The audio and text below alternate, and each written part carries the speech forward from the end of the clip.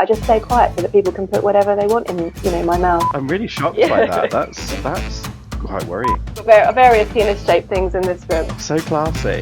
Is it? I'm going to read your palm. You will live a very, very long life. Ta-da! Ta-da! She's there. Oh my God, I love you. But I actually really love you. For just £3 a month, you could keep Toni Kent off of your screen. I've got a snare drum between my legs, especially for this. Is that a euphemism? Oh yeah. I didn't know you did porn, Rachel. No. Every young girl's Kris, come on. I try and stay away from that kind of shoehorning. It just makes everyone have a complete mind fart. Those 3 men in a car park, not caravan. God, I hope that never sticks. I can talk all over you, Kris, because Yes, you go can for talk it. to Rachel anytime. We're two sexy people, and you need to think about your personal brand in the workplace. Fact check. What do you think? Is this taking the piss? But it's for real. Whoop, whoop, whoop, whoop, whoop, whoop. We're going to go off piece. Do you want to go on a gay pillow chat room? Please send help.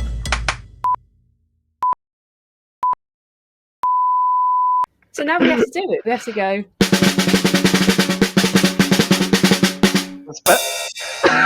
It's a better drum roll than I could. Look who it is. It's Rachel. Do you want me to? Are we going? We're just going to go.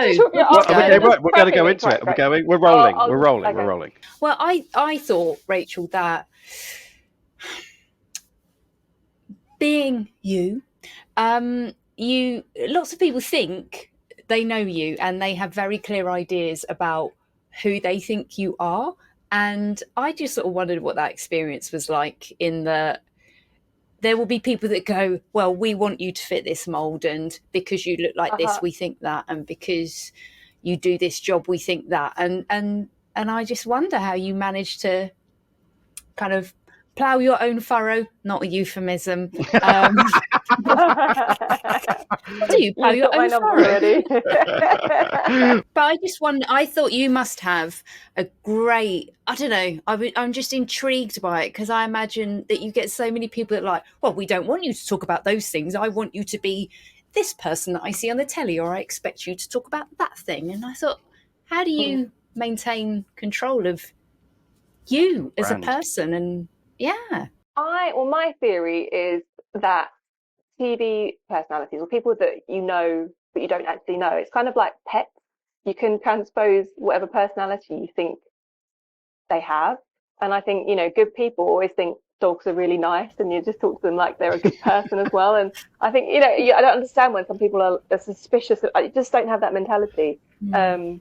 But people do think they know you. And from, I've done Countdown for 14 years now. Is it really 14 years? Oh my God. 14 years, but there's like, you kind of, that side of yourself is the side of that you'd show like your grandparents. And then we also do the 8 out of 10 cat side, which is the side you'd show kind of your mate. So it depends what you're doing, what side of your personality you show, which I think is the same for anyone, whether you're in the work environment and you're at home. And so many jobs I get asked, can you wear a white lab coat and stand by a black coat? And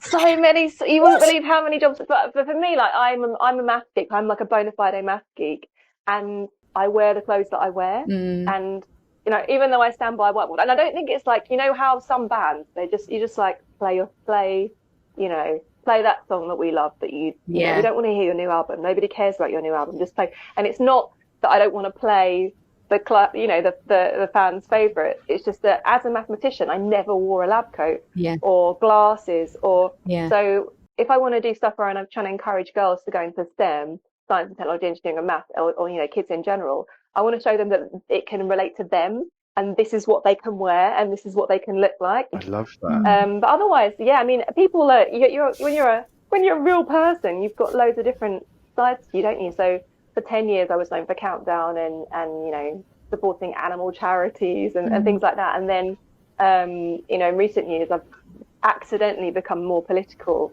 from speaking out about things that I really care about. And was that an accident? Was that genuinely an accident, or was that a calculated it was move? an accident, because it was it wasn't a calculated. No one would make a calculated move to become horrendously trolled for a number of years. But it was just something I was leveraging my credibility and leveraging, the 10 years that I'd had of people getting to know me and knowing that I'm not an extremist or whatever, which I have been labelled. But I was leveraging that to be able to, I felt like I'd spotted something. I noticed something that no one was talking about, and I had this platform, and I took it, I used it. Because it's a heck of a platform you've built up now. From considering, I remember you saying when we first met, TV was not where you wanted to go, was it? It wasn't. No. I mean, I'm a maths geek. I'm from Essex, from Southend. I'm the only person I knew at the time that had ever been to Oxford. And then when I finished my degree, I was applying for loads of grad jobs. It was literally the September, like the summer after I'd finished uni. And there was just this like one application for Countdown where you had to send 50 words and a photo of why you'd be good. And I never expected to hear back because I'd never been near a TV studio or had any ambition in that direction at all. So it was a complete shot in the dark. And I just thought, well, if it all goes wrong, I've got a maths degree that I'll fall back on and carry on with the life I would have led. Which would have been really fortunate. Where would have you gone? Well, I was looking into, when I finished my degree, I was looking into doing a master's in concrete. As you do. Every young girl's doing, Kris, come on. Why are you so surprised? Well, I think it would have been fun. It was like using maths in an applied way is what I wanted to do. And I actually got a grad job in the meantime for an online startup company. It was kind of not quite SEO, but sending traffic to financial products. So it was like an online marketing tool company startup. Using a bit of bloody marketing people, and it was at a time when, well, it was when the markets first crashed in like kind of 2008 when I finished. So 2007, I did an internship where everything fell apart, and I watched the financial system fall apart. And then it was just, you need to get a job, any job, because there aren't many jobs. I wondered if you have ever felt the pressure of other people's expectations, like when you went to Oxford, being someone that was from Essex. I'm like a grammar school girl, so I went to a single sex grammar, and all my friends, I think I speak for all of us when we say all the pressure comes internally, right, that we're all perfectionists, and that isn't because we want things to be perfect. It's just that anything that we do, we'd be so self-critical that we would find the things that went wrong rather than ever looking at something that's gone right and feeling proud of that. I learned, you can change the way that you think and approach things and be a lot more relaxed about that kind of stuff, and actually take pleasure in the things that go right, and set targets before you do something that are achievable so that you can be pleased about something rather than just picking at the bits that will always go wrong. Yeah, that's so true. Because it's interesting you say that about the pressure, because I mean, I know I'm talking about something I'm very passionate about here, but Will Young came out very publicly saying that he used to ring the Samaritans before he went on stage because he felt the pressure so overwhelming he didn't know what to do. And before he would go on stage and perform, he would have a moment where he would just almost have a breakdown and just couldn't cope with it. And I think there is so much pressure from expectations from others which then you apply to yourself, but it's hard to regulate how much you apply to yourself. So I think it's always internal. I really do. And I think it's different depending on how old you are. I think, teenage girls, I think there's a lot more social pressure, and especially social media. It might not even be people that you know, but I'm really lucky that social media didn't really come in till I was already a little bit more established in my job. So I didn't have that instant, like, first job on TV, thousands of people able to give you instant feedback with absolutely no care that there's a real person on the end of it. Tony's got a teenage daughter. Do you think that's like that as well, like the social media side of things? Have you seen that that's impacted her and the pressure on herself, or is she just so laid back she really doesn't care? Not laid back this morning. Well, you made a cheese sandwich. I really hate cheese sandwiches. It's so disgusting. Sounds like my 3-year-old. Yeah, I'm sorry, Rachel. Sometimes does it get better? That's because you've dragged them up, Tony. That's the problem. You dragged them up.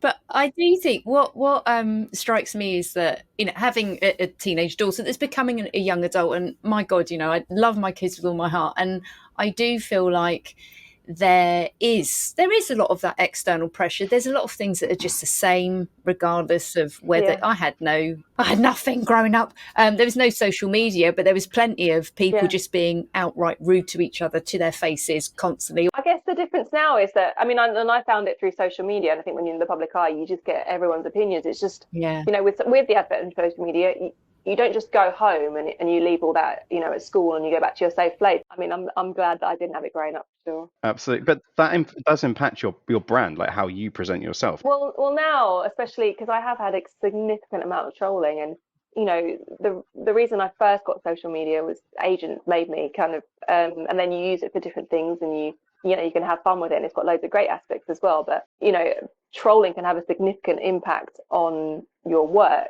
and when you as a person is your brand and your income, and it's quite precarious, especially as a woman, because I think women particularly supposed to, especially young women, you know, you just often, you know, you're just there to be looked at.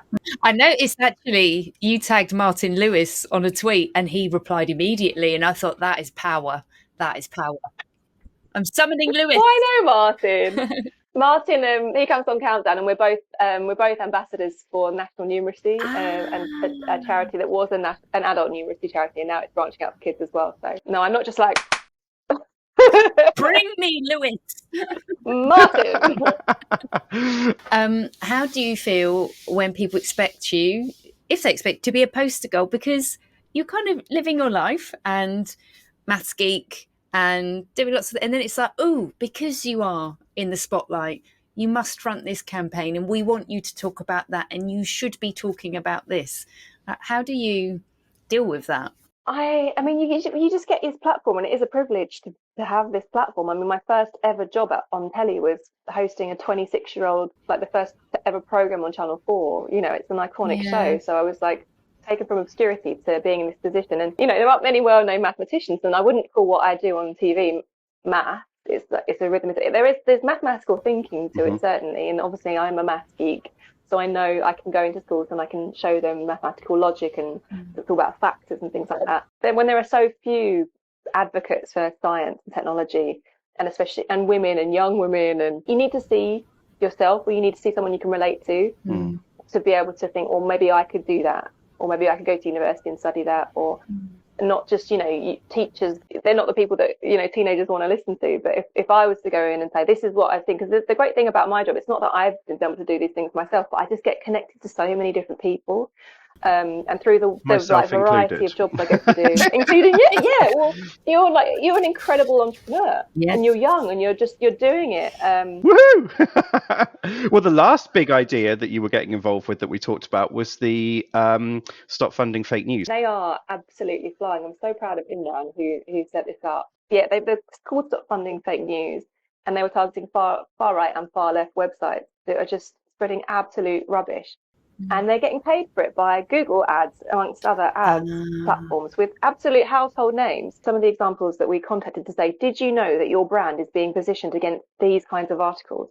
And it's not borderline kind of stuff. It's just really vile hate against Jews, against Muslims, against immigrants, and just absolute fake, you know, indisputable news. If these kind of things were on the side of a bus, written on the side of a bus, and then the brand was next to it and it was driving around central London, there would be a huge kerfuffle. But these brands don't know that their money is going to help this stuff, and their brand is being associated with this nonsense. So when we told them, they were like, right, we're cancelling that. But it's only that in this country there's no legislation to stop Google doing that, or whatever its ad places doing that, without disclosing it. But we had some great successes, like cutting down these horrible websites through their loss of funding, when people knew where their money was going. If it was in a regulated medium of press, like a newspaper, a TV ad, they would get fines. They'd have to apologise. That, you know, they're not allowed to do it, because it's a new form of media, and they are publishers, because they do work out what stories they want to push and what they want to, you know, hide. We all know that now. But they're just not regulated. But there's no other form of media that can just write whatever they like and get away with it, like the social media companies. Because I read about where you'd gone to sort of give testimony in Parliament about things that you had been called online.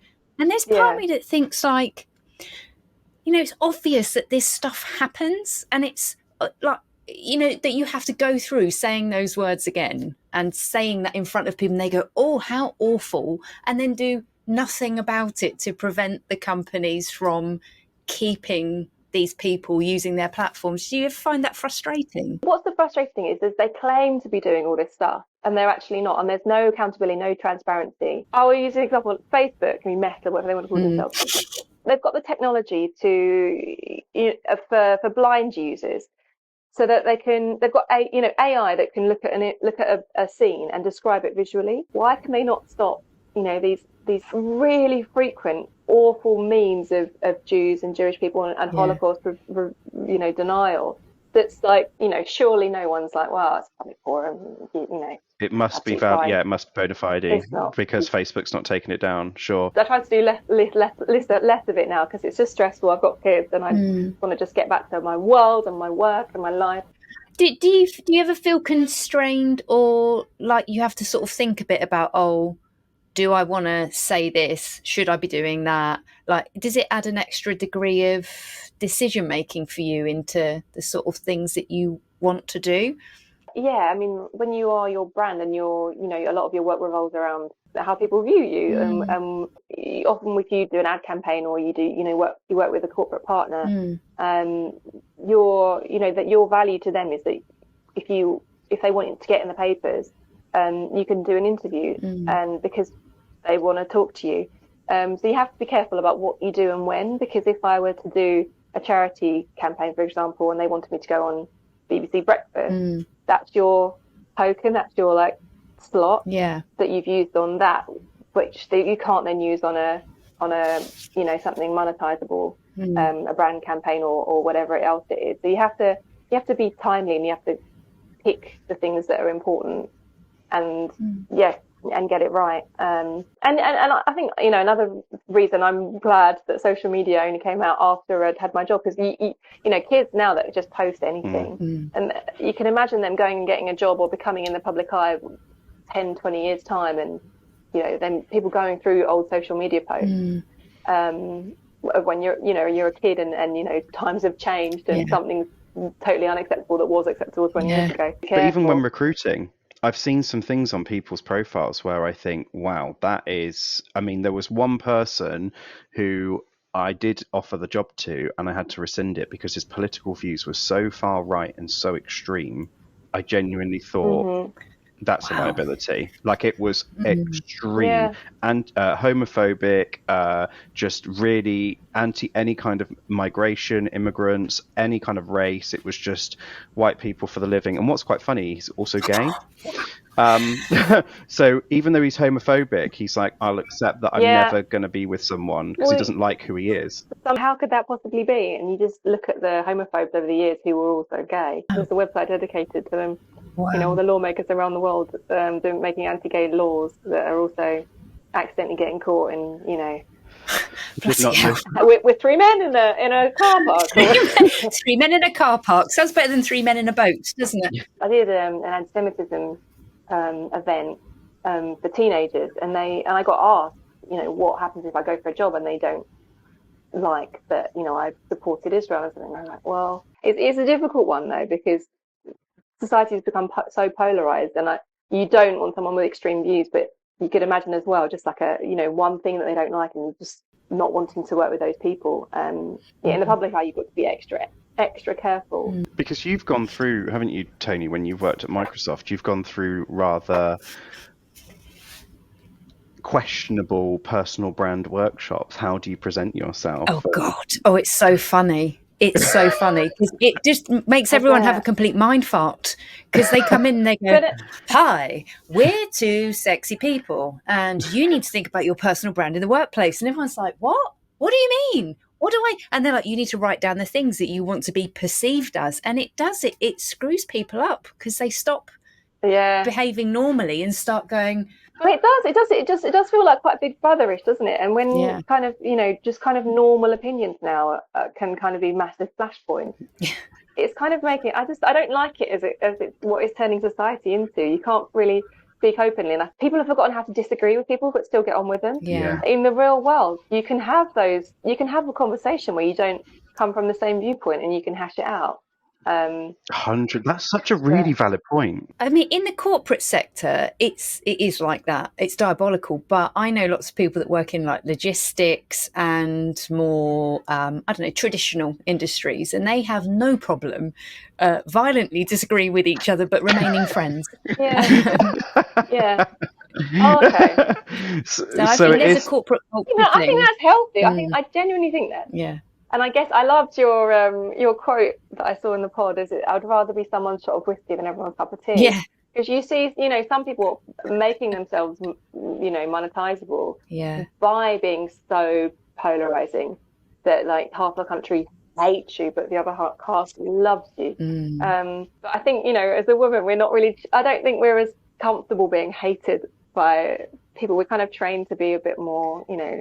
It's nice to be liked. Like that's a sign of you're doing well or whatever. People like no, and I wonder how do you maintain your sense of self when you've got arseholes on Twitter, like people just being nasty. I keep in mind, obviously the phrase "you can't believe all the people shot whiskey, shot tea."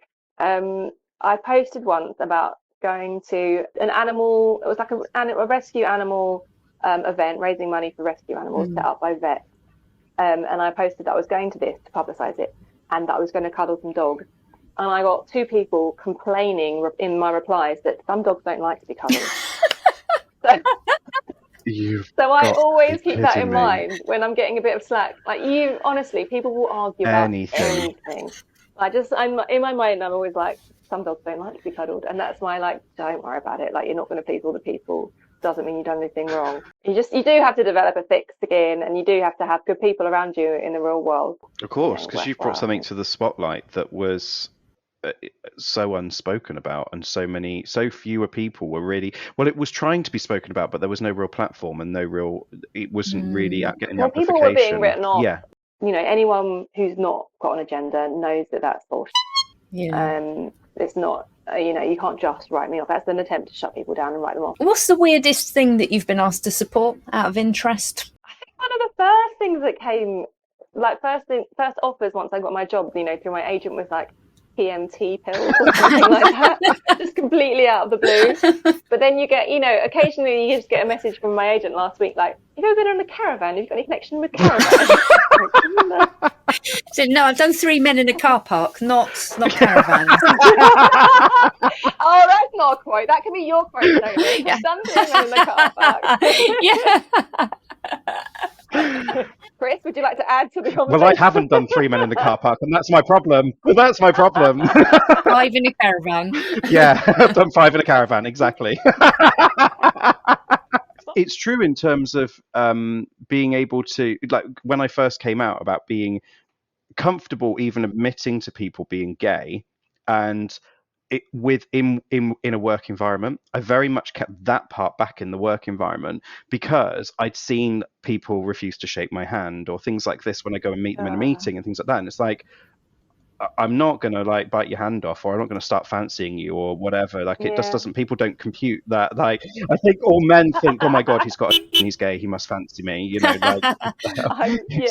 Backs against the walls, boys, it's just a kind of ridiculous mentality. I had to really make a conscious decision. Do I accept and be open about it? And I have one customer who I love so dearly. He's absolutely incredible. He's grown his business up, but he will not ever publicly say that he's gay. So he's like, but what about if I risk losing all the women who flirt with me online and buy my product and things like that? He's too scared that it would just completely tarnish his brand and completely change the brand as a whole. It's interesting what the dilemma that I face on a minor scale. When you've got a platform as big as yours, it must feel so much more different.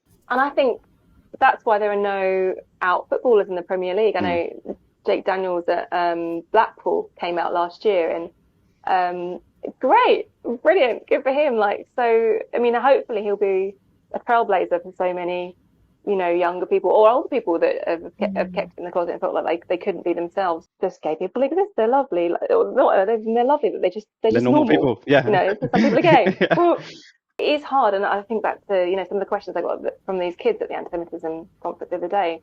We do live in the real world. And we can say, what people should do, and what's in an idealist utopian society, what would happen, but it isn't the case. So you do have to be careful. And sometimes you just want to live your life without having to answer questions about things, without having to put your personal life or your heritage or the keyword now, identity, on the table. You just want to be treated like a person that's in front of you. Why would you have to discuss these things? But it's a shame that if you feel like you can't be comfortable in being yourself and putting your whole personality out there because of what other people might think. And I think that's what most of society is like working towards now. I think the majority of people offline in the real world do just want people to be able to live their lives, whoever they are. Any young women who follow you for influence, or anyone who follows you to be influenced by you, what's your key bit of advice for them in terms of being their authentic self or representing their true brand? Well, it is a hard one, because in terms of a brand, in terms of business and public facing, you just have to be aware that people are watching the whole time. Just be aware that the people from all walks of life can see that, and it could come back out of context. So you just have to, don't say or do anything you can't back up. If you believe in something, and you can go for it, if you can back it up with knowledge and you've done the research. I didn't start speaking publicly till I did a lot of research on what I was talking about, like reading books, talking to organizations, going to meet people, like literally a few months solid of research before I was speaking publicly about things, because a lot of problems with the world now, I think, are just through ignorance.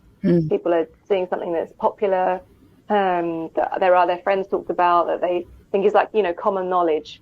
You can't change the minds of like people who are already down the rabbit hole, but you can affect the larger population. I think with brand control, you're thinking about a large amount of people, what they think of you, rather than one particular troll. There's a lot of love for you, Rachel. There's a lot of love for you out there. Well, you're giving it, aren't you? Because we're friends. Exactly. But, and you're far right extremist. So exactly. That's what we know him, far right Kris. Far right Kris. Far right Kris. I thought you made a really great point there, Rachel. It sort of tied into something I wanted to ask you. But you talked about that, like researching, knowing your stuff before you speak. But if I, from my perspective, if I think about how you came to prominence and like the brand as it came to be, that's off the back of you studying maths at Oxford and being really bloody good and expert in your field. But some people might think, some young people might go, it has to be all surface. It's about how I look. It's about the photo that I share. But you got on Countdown. If you at maths, you wouldn't be on there, would you? No, exactly. I got my job with no TV experience because I'm a maths geek who can do the numbers game. Yeah. But then when you scratch the surface it's just what's projected. So even, I'd never watched the Kardashians. I'm not into reality TV. But I listened to an interview that Kim Kardashian did with a journalist that I know called Barry Weiss. And Kim Kardashian, she's got so much depth, and she's so intelligent, and she's got all the money in the world and 4 kids, and she's so busy, but she decided to go and do the work to get herself a law degree so that she could help people who are in prison. She's done so much that you wouldn't know about. So I think it's important not to judge a book by its cover, but I think I remember being invited to stuff when I first got my job, and it was like they'd have like, oh, this person from the Anyway This came and did it last time, and this person did it last time, and there's absolutely no connection for me to do it other than that I'm on the telly, and I'm not interested in that. Like anything that I work with or work on, charities that I support, it's because I've got a personal interest. And I think you've got to have credibility. I think if you're going to, you're not going to have a long career if you're just doing pushing any old junk. I don't know everything there is to know about business or even about marketing because it evolves so quickly. What? I know. Wait, what? Am I here, Kris? What? What? I'm a fraud. I'm a fraud. Yeah, because marketing evolves so much, so quickly. I know someone who left and had a child, and she said, I came back and digital had just happened. And I was like, is that how it felt for you? And she was like, yeah, literally. She said, I just went away and we were all out of home media, traditional marketing, billboard advertising, came back and suddenly digital's exploded. And before you know it, you got digital billboards and you've got other things that are happening and evolving so quickly. Yeah. Well, just as well, like within, obviously I work in TV, and my agents have mostly TV personalities and experts in their field, but they've had to totally restructure how they work as well, because the marketing sphere has changed. So whereas it was, I did have like a separate TV agent and then someone that deals with corporate things. Now it's so intertwined. Really? So companies or programs will get a sponsor, like the Baker will be sponsored by is it Sainsbury's, and so they get the corporate partnership first, and then you get kind of tagged in with it. So just the way things are made, and they have influence as well on their books now, because a lot of people, they're just making a lot of money by simply being influencers, and not everyone in TV kind of crosses over from the business side of things. It's just interesting how it's evolved. Like you're saying, it's happened really very quickly. I think the pandemic's changed things a lot as well, because people have to learn how to do all this stuff without being present. But it's been great for us in terms of like from the pandemic, because people's online activity has increased, and from our point of view, as in terms of digital adverts and serving people with relevant and legal ads on good platforms where we're generating people good revenue. So when we're serving ads in the right areas, it really does help. It really does help. Yeah, I mean, I've bought a couple of things off these ads recently. I've never done that before. You just automatically swipe away. But now it's like, oh yeah, I do need this like frame for my children's art. Nice one, Kris. Like, absolutely. Really, I keep getting ones on LinkedIn for Coots Bank. I'm like, they've got me so wrong. Oh, I love. So Push, because he's a professional dancer, sometimes he would order, dance costumes for everyone. So he would get like they're like, do you want to go on a gay pillow chat and like get all these boys with having pillow fights, because he just bought some fishnet. There was some brilliant tug to dads at him for a while, and then obviously you become a woman of a certain age, and it's just, do you want a pregnancy test? Do you want another pregnancy test? Do you need another pregnancy test? Yeah.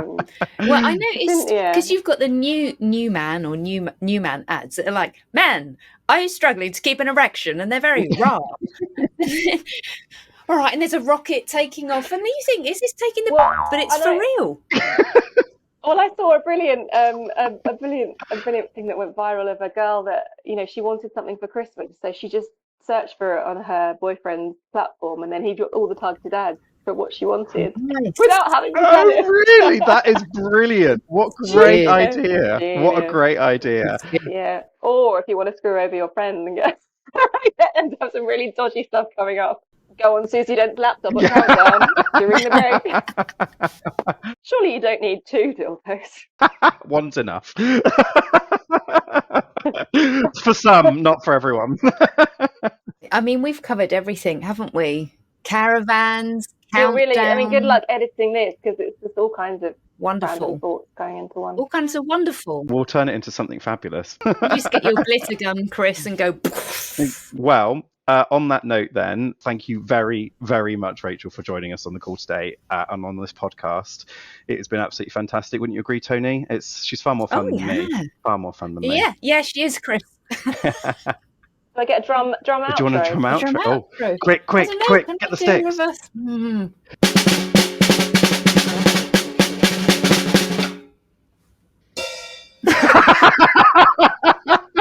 Oh, that was good. That was the payoff. Oh, brilliant. Thank you, Rachel. It's been great having you here today. Oh, no, my pleasure. Thanks, Rachel. Bye, everyone.